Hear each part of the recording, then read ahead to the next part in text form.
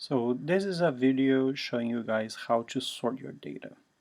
So this is an example of a table, and this is from a few years ago. This is just test data, in which it's organized by location, right, between burned, excuse me, and all the way at the bottom between unburned.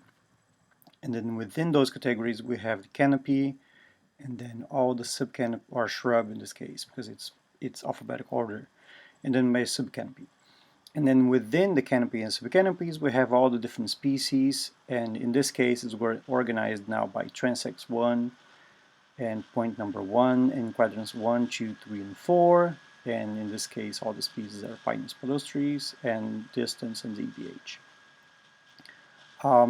So the main thing that you need to be, depending on how you want to organize this, your data could be, let's say, in a different organization. Maybe it was organized by species, or by quadrants, or by, I don't know, by something else. So first of all, you just need to be able to organize your data in case you want to create summaries of it. This is how you can organize your data very effectively. So you can go to Data tab, and then you can do it in two ways. You can either use filter. To use filter, just click anywhere on the table, okay, in any cell, and hit filter. Now you see you'll have a bunch of drop-down menus in each of the variables. Why I told you to click just one of them? Because if you only click, let's say, in the first 4 or in just one of them, in the whole group, or if you just select a couple of them and you hit filter, now the filter is only applied to your selection. So it could be just a couple columns, or in this case just those. So let me show you what happens if you do that. If you do that and then now you ask to sort, it's going to sort only these variables here where you selected, and it completely changed the organization because none of these guys changed. I don't know if you noticed, but like, take a look. If I organize now by point, all of those variables here will not change. Meanwhile, all of the variables here changed. So now, your transect number 1, point number 1, quadrant 1, this information does not match what the original data was. So this is wrong. So you can undo and go back to what you had before.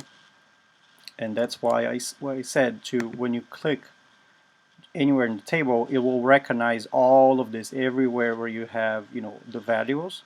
And as long as the values are continuing, like there's no break in between them. Here there's a break in the species, but this one here, the subcanopy or the burned, is to a single table. So it recognizes all of that as a table.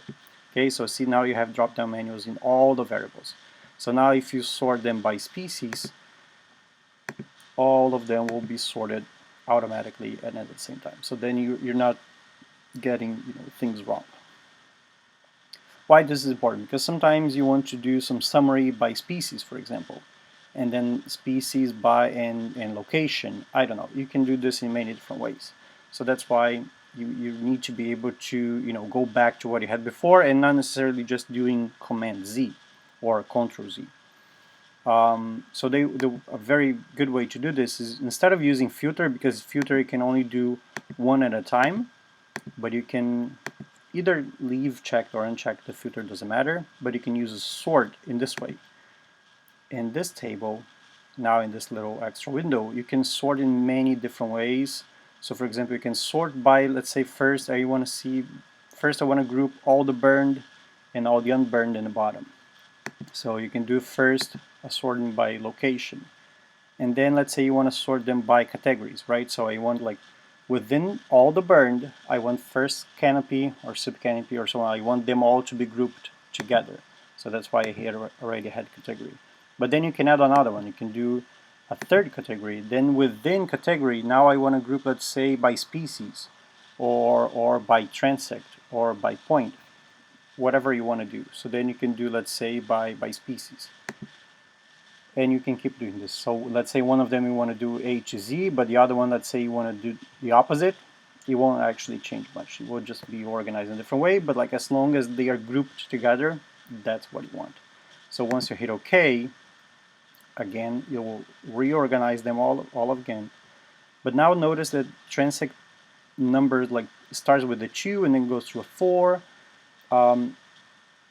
For the purpose of our class, that's not a big deal, because overall, for most of the comparisons, we want to compare for the categories, right? For everyone who's in the category canopy, for the burned, we want to compare burned canopy versus unburned canopy, regardless of the species.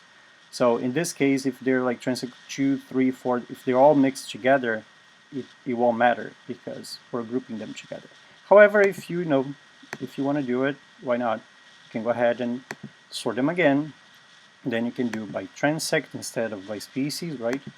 By transect, and then by point, and by quadrant. That way we'll have exactly what we had in the beginning. And then you can, right, you can keep going. If you notice, you can keep doing this over and over. And then if you, once you hit OK, now you have for the burned, transect number 1, point number 1, quadrant 1, 2, 3, 4, and so on. Okay, so in the next video, I'm going to show you how to create a summary table.